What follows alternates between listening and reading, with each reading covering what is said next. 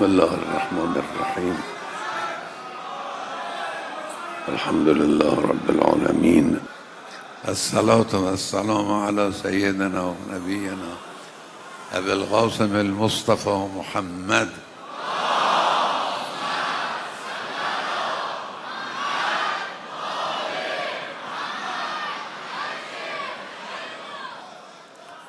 على آله الطيبين الطاهرين المعصومين سیما بقیت الله فی الارضین.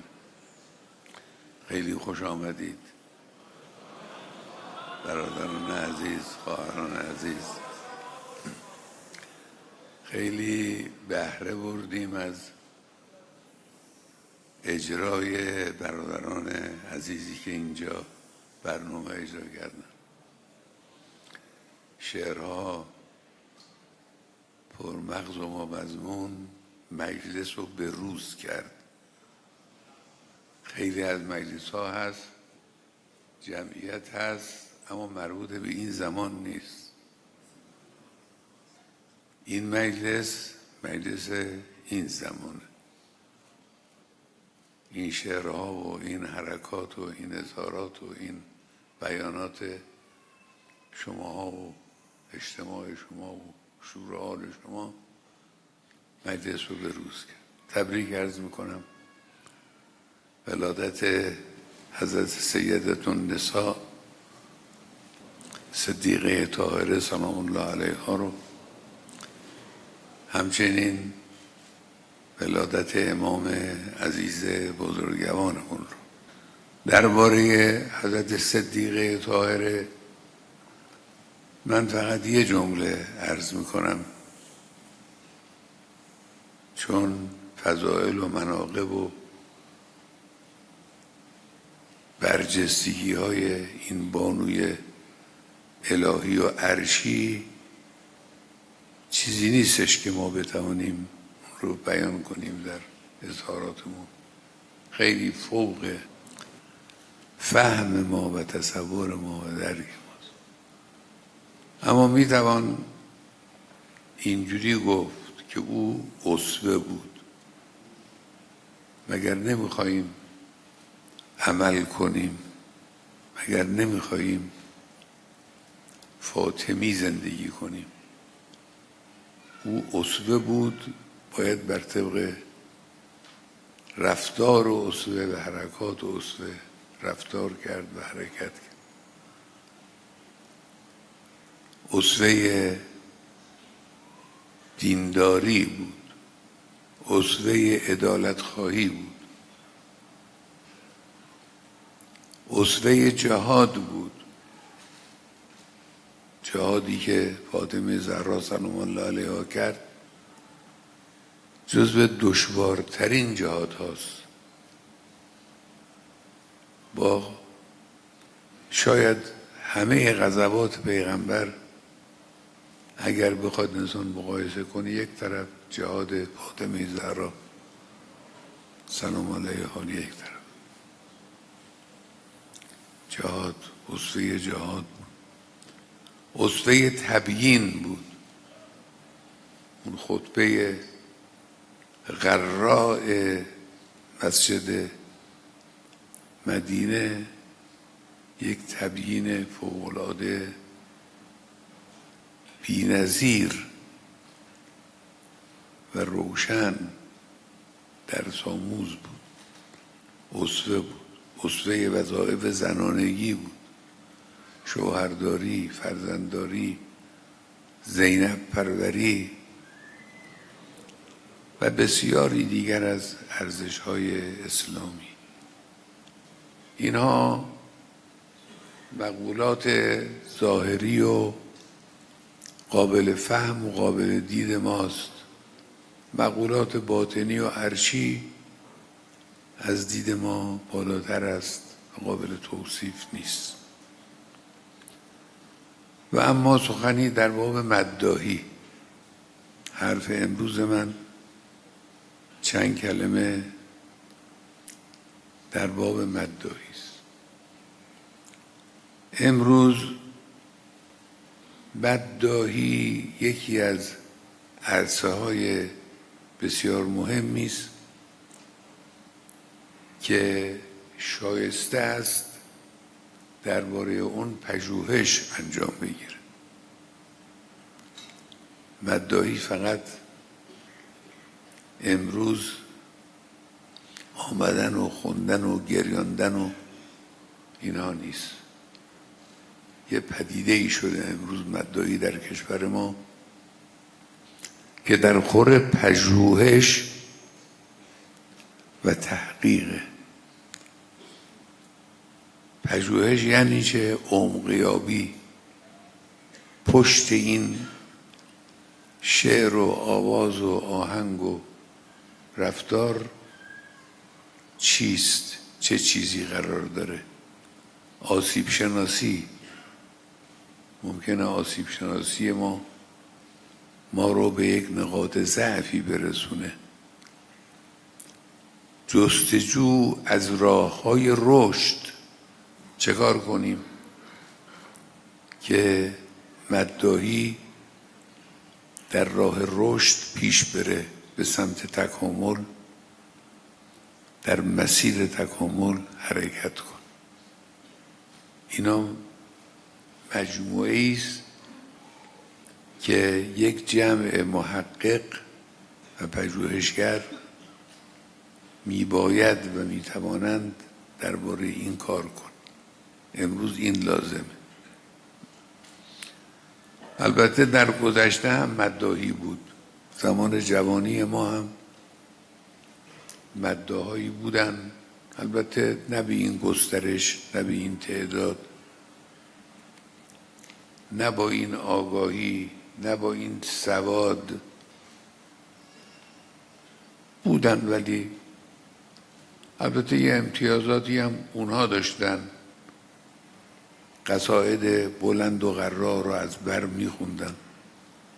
لکن مجموعاً فاصله مداحی دوران جوانی ما با مداحی امروز خیلی زیاده.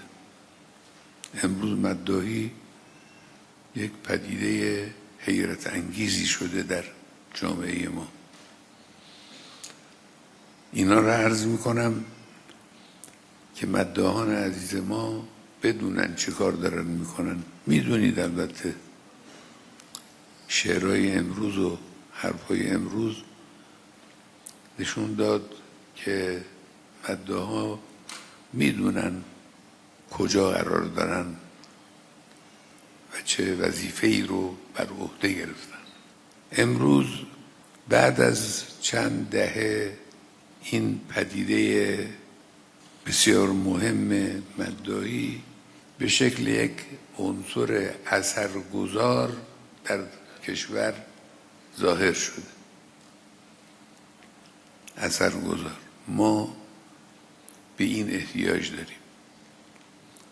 ما احتیاج داریم عوامل اثرگذار رو که روی ذهنها و مغزها و دلها اثر میگذاره، اینا رو تقویت کنیم. اولا بشناسیم، ثانیاً تقویت کنیم. حرف اصلی من اینه که حالا عرض خواهم کرد. البته مداحی ها همه در یک سطح نیستن، کم و زیاد دارن. همه پدیده ها همین جورن، همه یک جور نیستن. بعضیا برترن، بالاترن، بعضیا متوسط ترن. اما اون چه میتوان به صورت تقریبی و میانه بیان کرد اینه که امروز مداحی یکی از پایگاه‌های ادبیات مقاومت.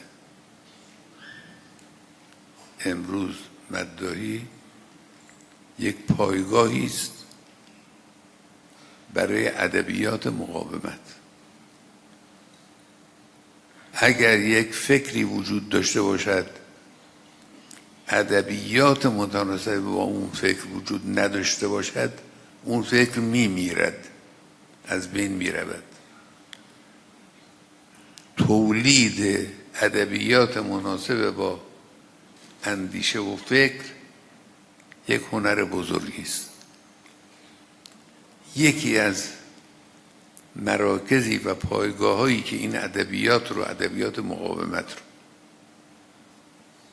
تدوین میکنه، گسترش میده، منتقل میکنه، عبارت از پدیده مداحی و هیئت. خب مقاومت ملی یعنی چه؟ این که بگیم ادبیات مقاومت ملی، مقاومت یعنی چه؟ مقاومت ملی یعنی چه؟ امروز گفته میشه جبهه مقاومت. خب چی؟ در مقابل چی اینا مقاومت میکنن؟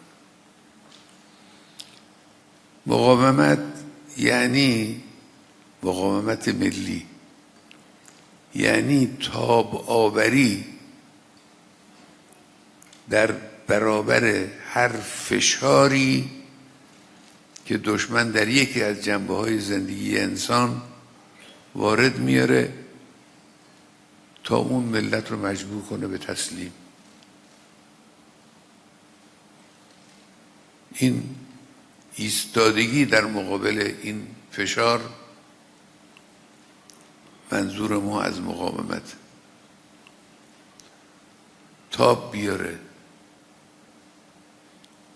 مقاومت کنه، بایسته، پایداری کنه،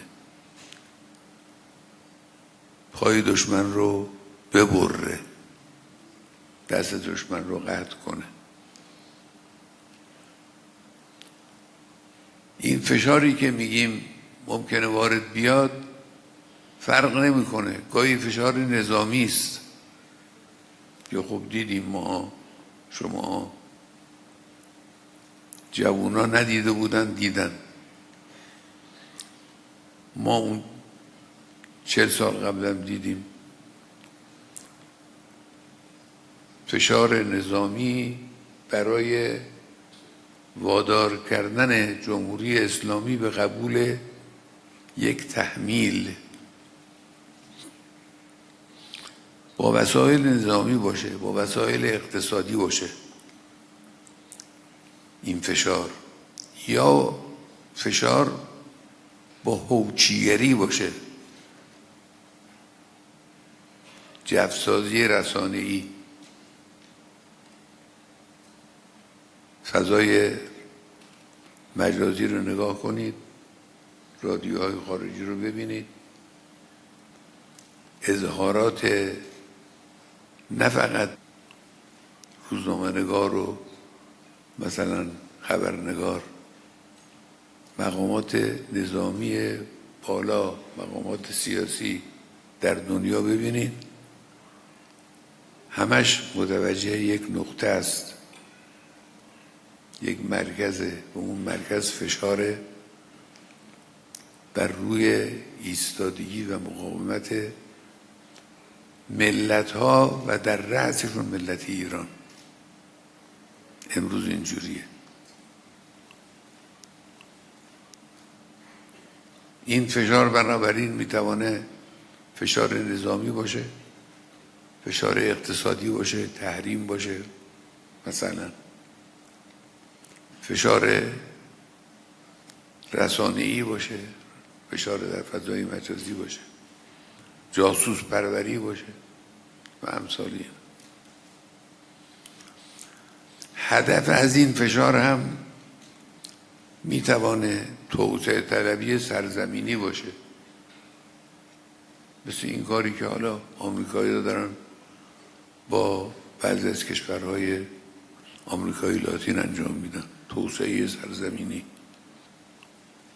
میتوانه برای منابع زیرزمینی باشه، فشار میاره برای اینکه منابع نفت فلان کشور رو مثلا تصرف کنه، یا موضوعات فرهنگی و دینی باشه،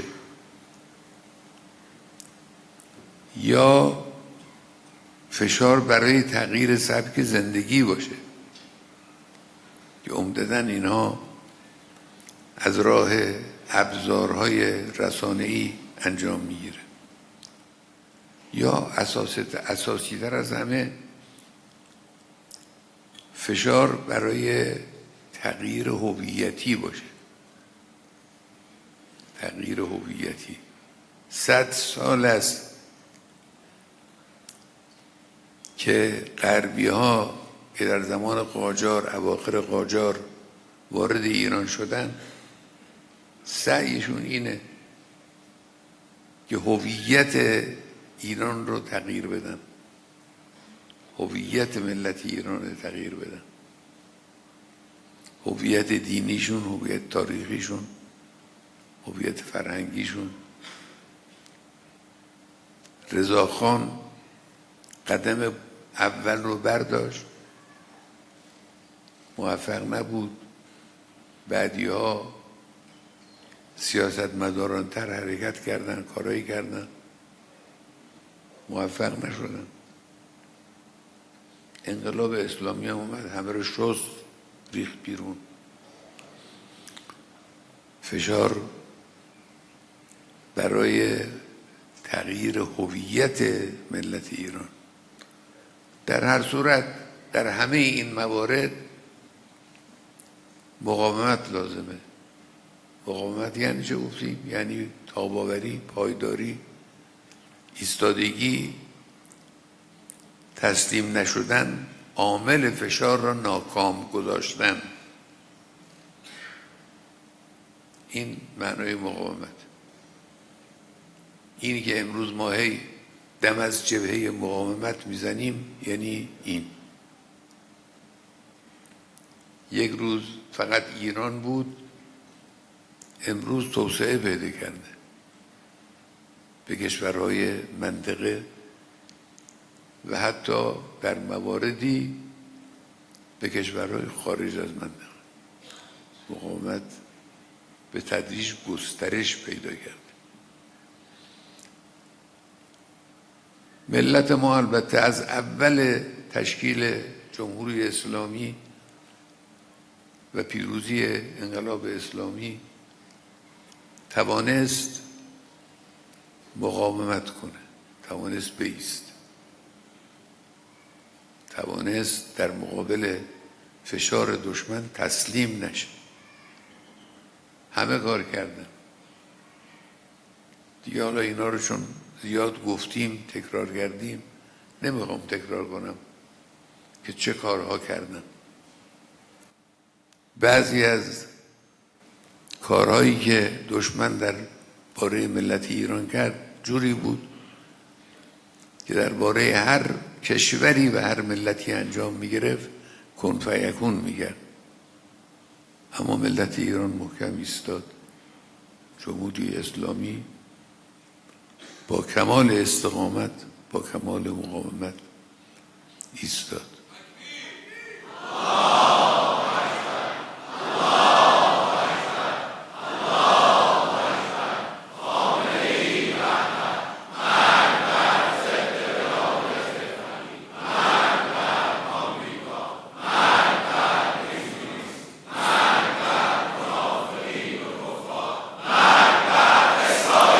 مداحی ما از اول انقلاب به این سمت حرکت کرد. نه همه، اما شروع شد. مداحی از اول انقلاب در دوران جنگ با اوج خودش رسید. در دوران جنگ این شهدا هر کدومشون پرچمی شدند برای برپا نگه داشتن ملت ایران به وسیله مداحا این کار کرد. این جنازه که می آمد اگر اون مداح نبود، اگر اون حماسه شعری در فضا نمی پیچید و دلها رو به خود جذب نمی کرد، اون شهید فراموش می شد. زینبی کار کردند. زینب کربلا رو زنده کرد و نگه داشت در تاریخ. این کاری بود که از اول انقلاب شروع شد ادامه پیدا کرده تا امروز هم هست.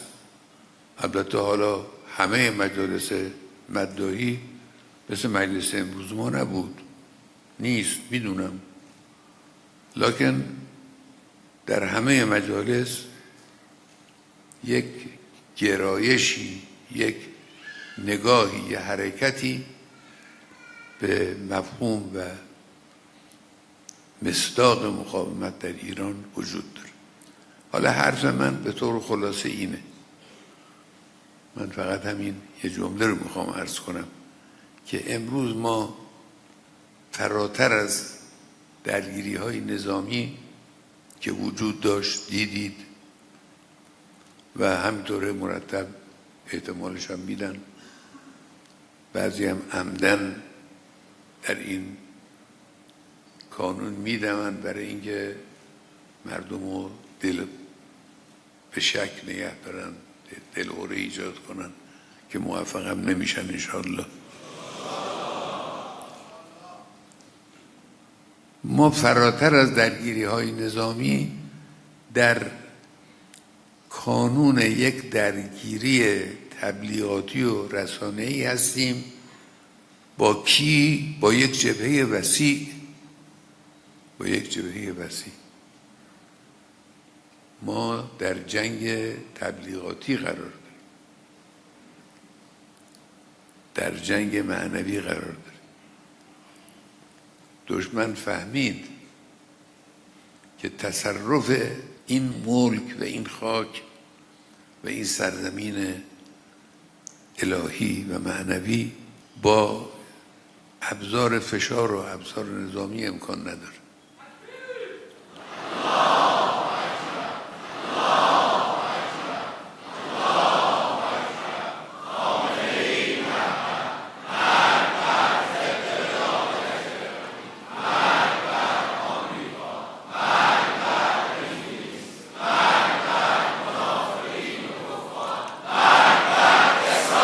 فهمید که اگر بخواد تصرفی بکنه، دخالتی بکنه، موفقیتی پیدا کنه، باید دلها رو تغییر بده، باید مغزها و فکرها رو عوض کنه. رفتن تو این خط. ما البته ایستادیم در مقابلشون محکم، اما خطر اینه، خط اینه، دشمن هدفش اینه. امروز هدف دشمن در کشور ما محو کردن آثار مشعشع مفاهیم انقلابی است. هدفش اینه که به تدریج مردم رو از یاد انقلاب، از یاد هدف انقلاب، از یاد کارهایی که در انقلاب شد، از یاد امام انقلاب منصرف کنه. برای این دارن کار میکنن، دارن تلاش میکنن، میلیاردها خرج میکنن، نمیگن لیکن ما میدونیم میلیاردها خرج میکنن. نویسنده، هنرمند، کتاب نویس، رمان نویس، هالیوود و غیر اینها رو به کار میگیرن، از ابزارهای گوناگون استفاده میکنن برای اینکه ذهن جوان ایرانی رو تغییر بدن.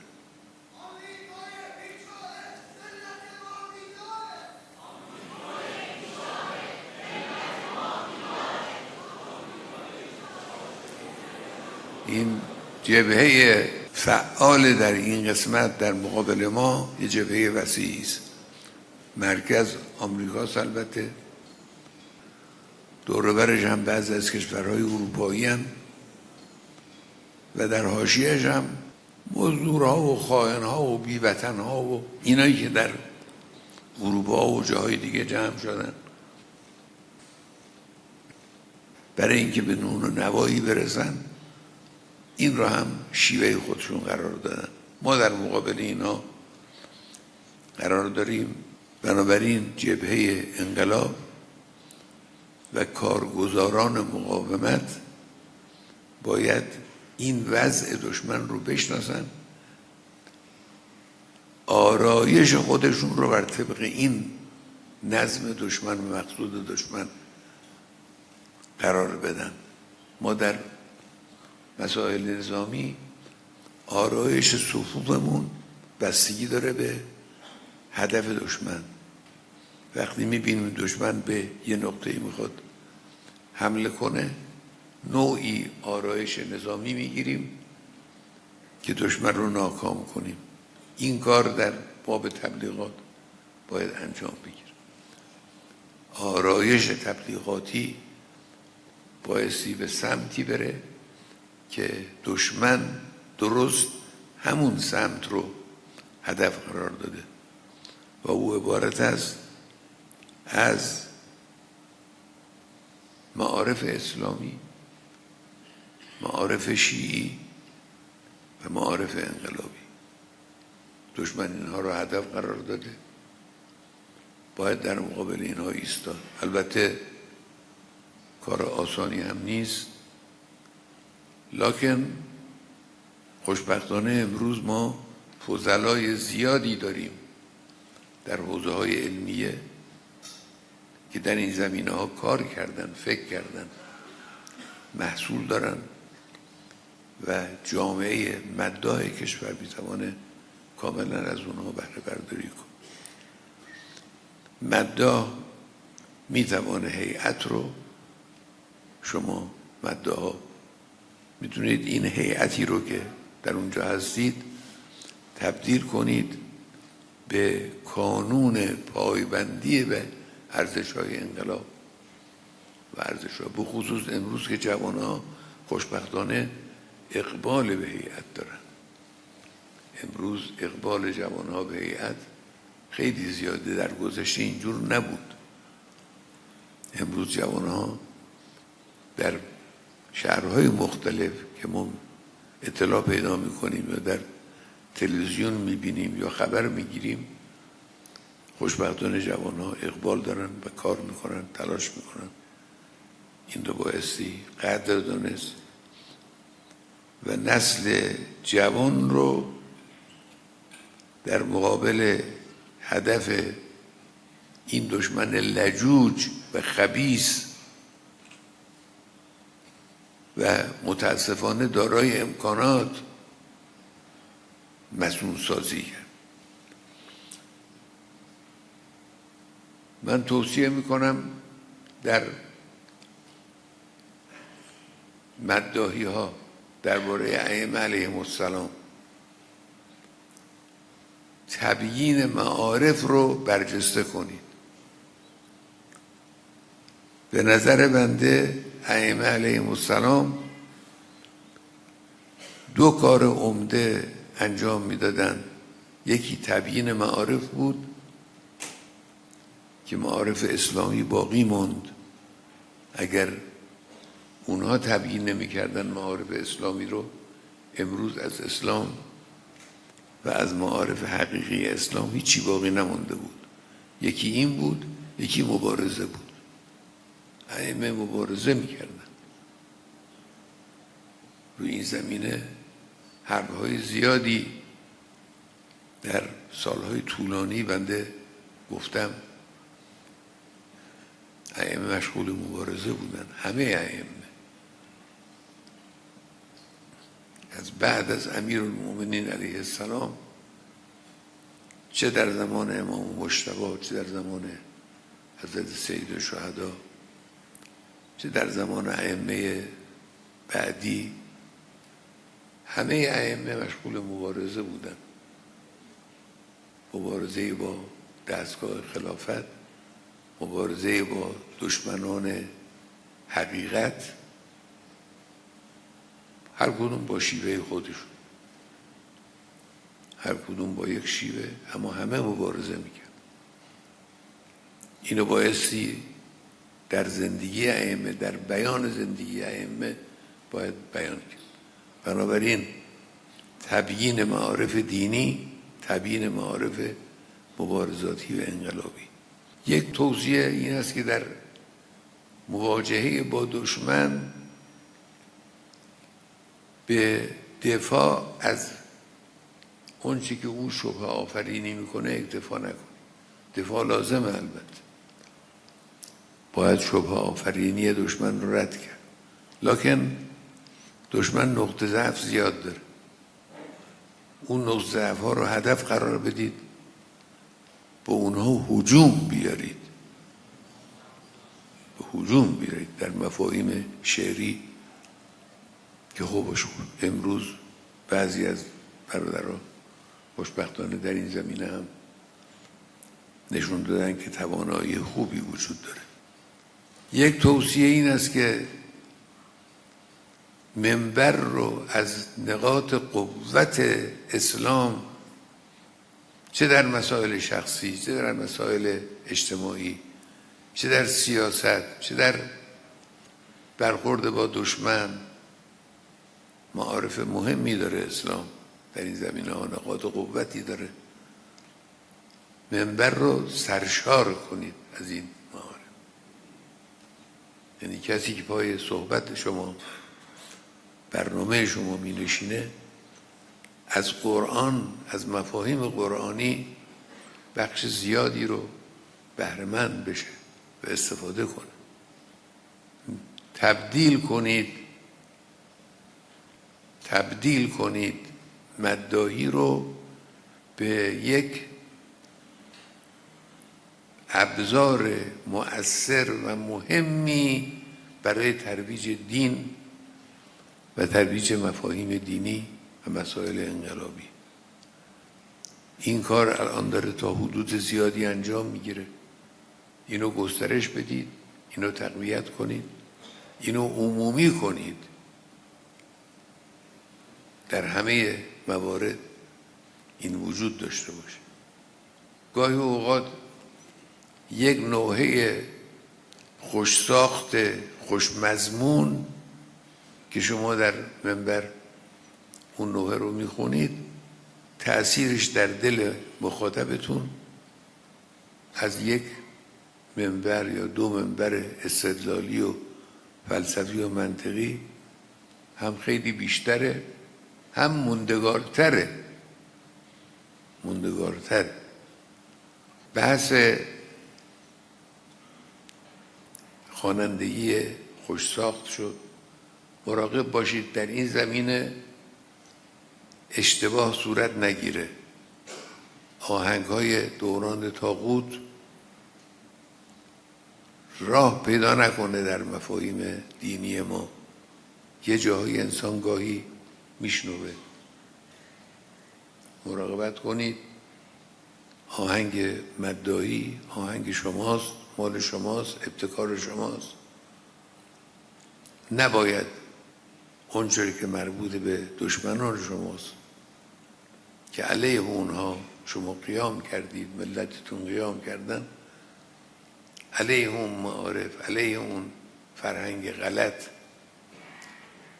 نفوذ کنه در کار شما و در بیان شما. بنابراین اونچه که بنده احساس میکنم و میبینم خوشبختانه در بین ابزارهای مهم پیشرفت کشور، پدیده مداحی جایگاه ویژه‌ای داره. دارید شما کار میکنید، تلاش میکنید و همونطور که گفتم احتیاج داره به پژوهش.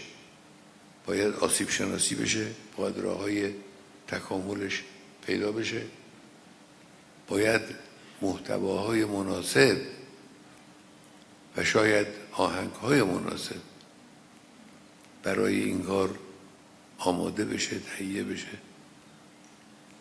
مداحی رو حفظ کنیم، نگه داریم، تکامل ببخشیم و از این پدیده استفاده کنیم.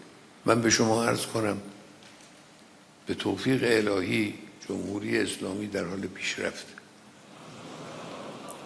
کمبود زیاد داریم.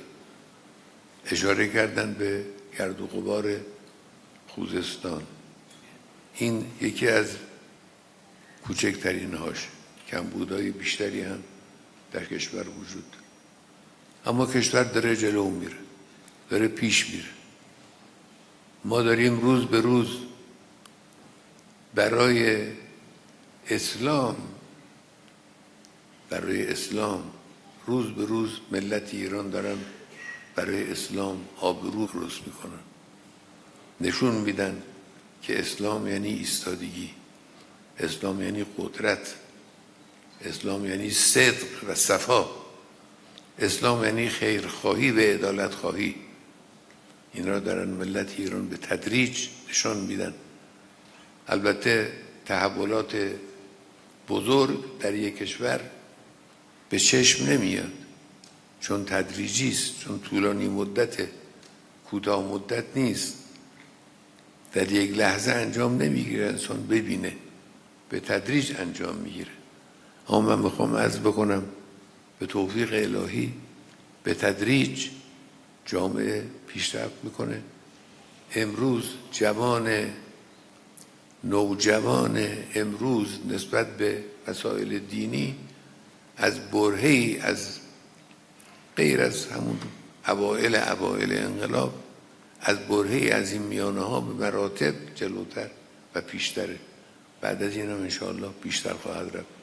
روح مقدس شهیدان و روح مقدس امام بزرگوار شاد باد که این راه رو در مقابل ملت ایران باز کرد. و السلام علیکم.